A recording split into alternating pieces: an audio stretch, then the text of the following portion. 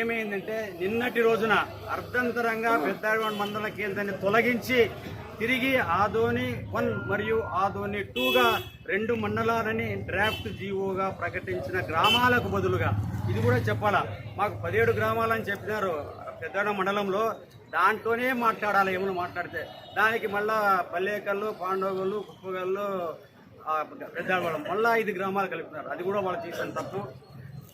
తిరిగి డ్రాఫ్ట్ జీవోగా ఇప్పుడైతే ఇది వాళ్ళ జీవోగా ప్రకటన హక్కు లేదు. ఇది మళ్ళా 30 రోజుల అభ్యంతరం కోరాలా అనేటువంటిది అది చట్ట నిబంధన అని చెప్పేసి కూడా ఇక్కడ ప్రెస్ వాళ్ళకి మనవి చేస్తున్నాను. అండర్ ఆర్టికల్ 14 అండ్ ఆర్టికల్ 243 ఏమని చెప్తుందంటే గ్రామీణ పాలనకు పెద్దపీట వేయాలి. అటువంటిది గ్రామీణ మండలం ప్రకటించి దాన్ని ఆదోని 2గా మళ్ళా తేవడం అనేటువంటిది పూర్తిగా రాజ్యాంగ ఉల్లంఘన చేసింది ఆంధ్రప్రదేశ్ ప్రభుత్వము. ఆంధ్రప్రదేశ్ ప్రభుత్వం 2 రకాల తప్పు చేసింది. మేము అడిగినప్పుడు మేము కోరని గ్రామాలు ఇచ్చి ప్రజల మధ్య చిచ్చు పెట్టింది. ఇప్పుడు తన ఇచ్చిన జీవోనే మార్చి ఆదోని 2గా ప్రకటించి మళ్ళా పరిపాలన మళ్ళా టౌన్కే తెచ్చింది. రాజకీయాలు చేసే వాళ్లకు మేము లెక్క పెట్టము. మేము ప్రజల సహకారంతోనే పోతాము. మాకు ఎవరితో పని లేదు. అయితే ఒక నిర్ణయం అయితే తీసుకోవడం జరిగింది.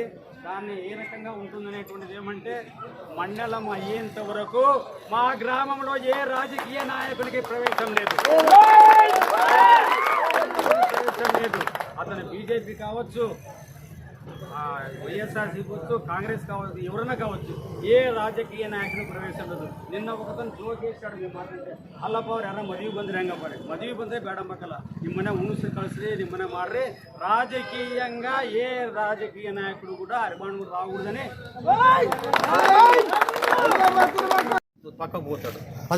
ఆయన రాజకీయంగా పాల్గొన్నాడు. ఒక దేవేంద్రప్పగా ఉంటాడు కానీ ఆయన కురువా కార్పొరేట్ చైర్మన్ గా ఎటువంటి అధికార కార్యక్రమాలు మార్గంలో చేపట్టాడని ఆయన ఇచ్చాడు.